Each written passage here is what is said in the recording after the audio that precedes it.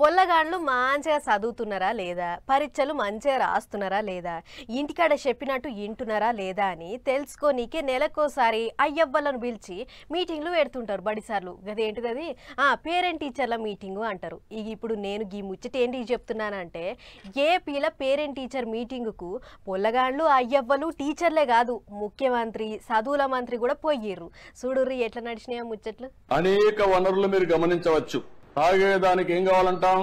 తాగినప్పుడు దాహం వేసింది ఏం చేస్తారు? మీరు వాటర్ తాగుతారు. తాగినప్పుడు దాన్ని ఏమంటారు?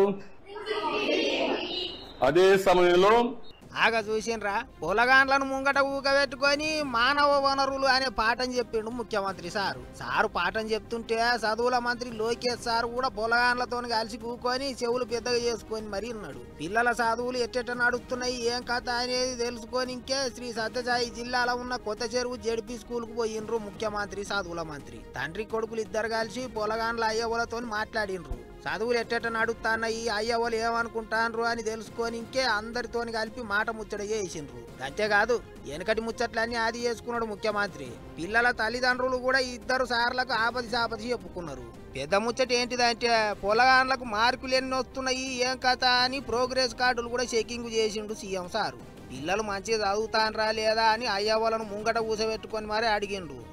ఇట్లుంటే మొన్న deputy CM Pawan Kalyan sir మాట్లాడుకుంటా మోదీ సార్ చెప్పినట్టు అమ్మ పేరు మీద ప్రతి ఒక్కళ్ళు ఓ మొలక నాటాలే, అట్లా 1 కోటి మొలకలు నాటాలే అని సవాల్ ఇసిరిండు కదా. దానికి చదువుల మంత్రి లోకేష్ సారు సవాల్ను స్వీకరిస్తున్నాం, బడి పొల్లగాండ్లతోనే 1 కోటి మొలకలు నాటిస్తాం అన్నట్టు చెప్పుకొచ్చిండు. ముచ్చట్లను నడిచినాక ఇద్దరు సార్లు బడి పిల్లలతోని కలిసి కూకొని బంతి భోజనం చేసిండ్రు. గిట్లా మెగా పేరెంట్ టీచర్ మీటింగు మంచిగా నడిచింది.